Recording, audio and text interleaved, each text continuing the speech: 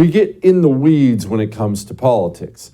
Not that the things we care about don't matter. They very much do matter a lot, but we can't lose sight of the fact that most people in this country, sadly, they're not involved in politics.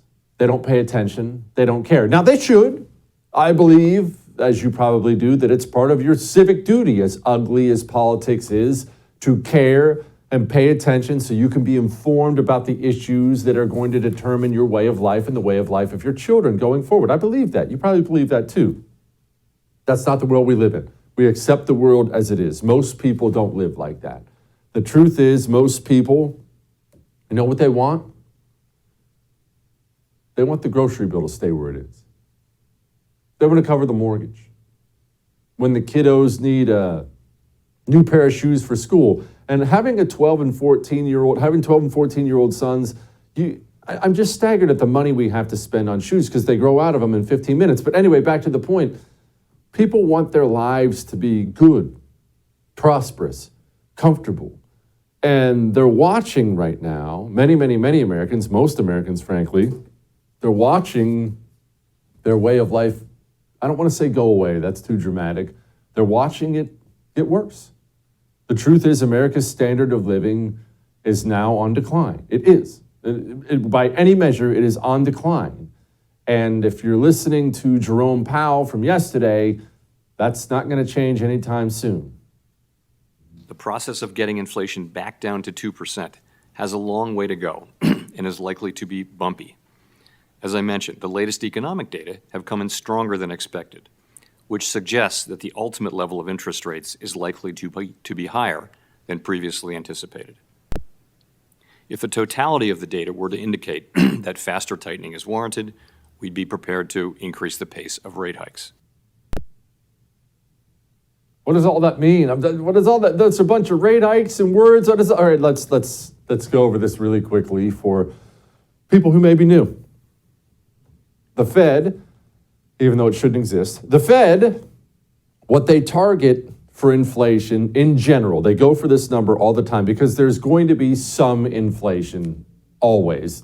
It's a long story. It is the way it is. They know there's going to be some inflation. So what do they go for? They go for a number. They want inflation to stay around 2% for a year. That's what they're targeting. There's a reason your grandpa tells you, I used to buy a cheeseburger for a nickel, and now you got to pay $4, right? But they build in 2% every single year. That's what they build in for it. Well, here's what happens. We spent too much money. Not just you, not just your parents. For many years, we've spent too much money. Jerome Powell, actually to his credit, I can't believe I'm saying that, flat out said it yesterday.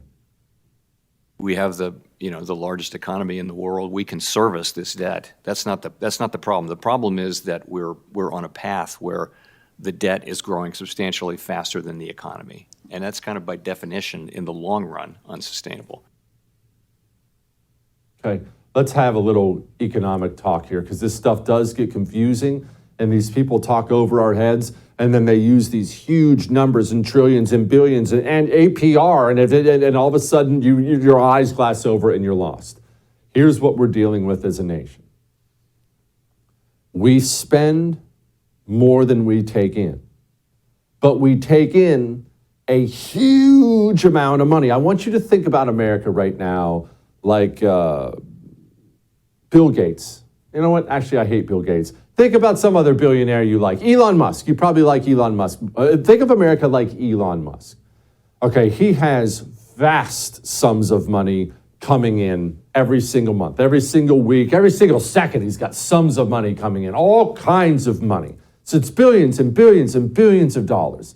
Now, what does that mean for Elon Musk? It means, and I'm just guessing here, I don't know the man, don't know much about the man, but it means, of course, it's going to be a fleet of private jets. It's going to be steak dinner whenever you like. It's going to be the mansion in the Mediterranean. It's going to be private yachts, pretty girls, the life of the rich and famous.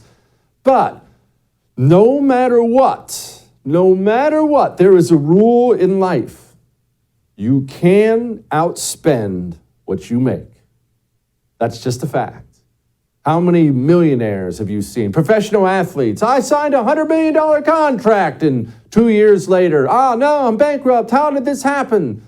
Well, as all those athletes have shown us, and rappers and various other people get hooked on drugs, it really doesn't matter what you take in. You can find a way to spend more than you take in, and there will be an end date on that. But here's the difference. With you, with me, if I spend a lot more than I take in, I will crash into the wall and have to declare bankruptcy earlier than Elon Musk. Why? Because I don't have the vast quantities coming in that will allow me to, okay, let me shift some money over here. Oh no, the American Express bill, okay, let me move some money out of this investment and then I'll cover the American Express bill. No, I don't have that. So if I run out, I run out. Elon Musk does. Now he's still going to run out. It'll just take him longer. Here in the United States of America, we have such a gigantic economy. It's just, we're flush with natural resources. Geographically, we've been wonderful. We used to have a free market capitalist system. We, of course, don't anymore because the country's run by communists. But we still have enough of that left to where we have so much coming in. And because of that, we've been Elon Musk for so long, if Elon Musk didn't know how to handle his money. We've got so much coming in. We're getting the new diamond earrings. I want a new Lamborghini. Oh man, this new Russian actress wants to go out for a date. Only in Italy. I'm going to fly her out there on my private jet.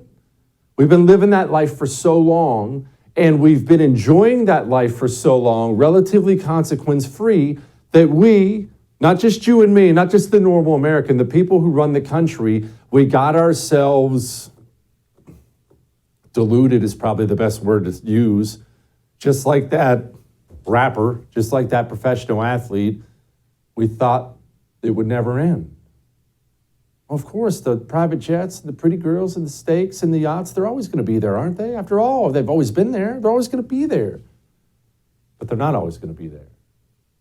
The truth is, trees don't grow to the sky. That's the old saying they use in investing. They're not always going to be there. This is going to stop. This endless amounts of debt. And we accelerated everything by our insane lockdown policy, shut down the economy while printing trillions of dollars. So we were already going to a bad place. We just hammered the accelerator and rocketed that up. We're going to a bad place. We're either going to lose the value of our dollar, which frankly they will not let happen. So what's going to happen is what they're telling you right now is going to happen. They're going to jack interest rates through the roof, and it's going to cause a severe recession. They're going to intentionally cause a severe recession because they feel, and possibly not wrongly, they feel that a severe recession is a better outcome than the loss of the value of the dollar. And frankly, that's probably correct. We're going to have a great recession, and they're going to put us in one on purpose. And if you're looking for who to blame, it's a long list. It's a very long list. I will argue this. If you thought we should shut down an economy for a virus, go look in the mirror. You can start right there to blame. Because that's an insane concept, the kind of thing that you pay for a long, long time. Fear is expensive.